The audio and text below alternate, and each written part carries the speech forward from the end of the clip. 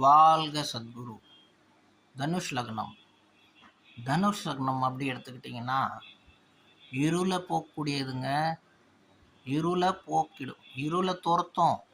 ஞானம், அறிவு, தர்மம், எல்லா விதமான நல்ல சிந்தனைகளுக்கு அதிபதி யாருன்னு பார்த்தீங்கன்னா இந்த தங்கக்கோல் குரு பகவான்.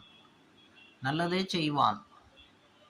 இந்த லக்னத்தில் பிறந்தவங்க பர்டிகுலராக பார்த்தீங்கன்னா ரொம்ப ரொம்ப வாய் சுத்தமாக இருக்கும், ரொம்ப தெளிவாக பேசுவாங்க.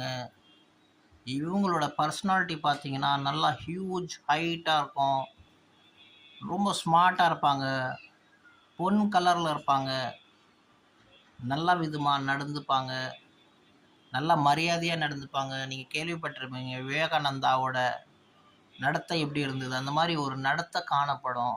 ஒரு மரியாதை பெரியவங்களுக்கு எப்படி கொடுக்கணுமோ ரொம்ப நல்ல மரியாதை கொடுப்பாங்க. இவங்க தாயார் பார்த்தீங்கன்னா நல்லா ஒரு பெண்ணாக இருப்பா. நல்லா வேதங்கள் தெரிஞ்சு, பூஜைகள் தெரிஞ்சு, நல்ல சிந்தனை உள்ள ஒரு பெண்ணாக இருப்பா.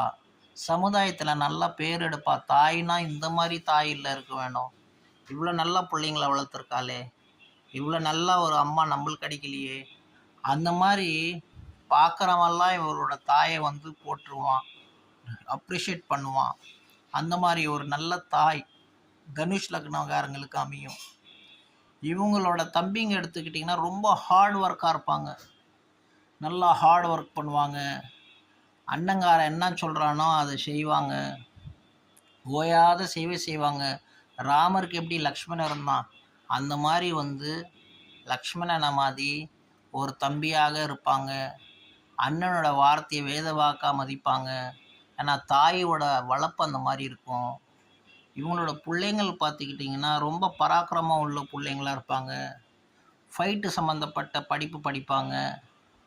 ஃபைட்டர் ஜெட்டு, ஃபைட்டிங் பற்றி, மார்ஷல் ஆர்ட்ஸ் பற்றி, இது மாதிரி பார்த்திங்கன்னா இந்த மாதிரி ஸ்டடீஸ்லலாம் அவங்களுக்கு பர்டிகுலராக ரொம்ப இன்ட்ரெஸ்டடாக இருக்கும். ரிசர்ச் மைண்டடாக இருப்பாங்க. லைக் பயாலஜி பற்றி, இல்லை ஹியூமனோட மனுஷனோட அனட்டமி பற்றி, இது பற்றிலாம் அவங்களுக்கு நிறைய விஷயம் தெரிஞ்சிருக்கும். லேண்டு பற்றி, இந்த மாதிரி விசேஷமான புத்திஜீவிகள் இந்த தனுஷ் லக்னத்தில் பிறந்தவர்கள் காணப்படுவார்கள். அவங்க பிள்ளைங்களும் அந்த மாதிரி இருப்பாங்கங்க.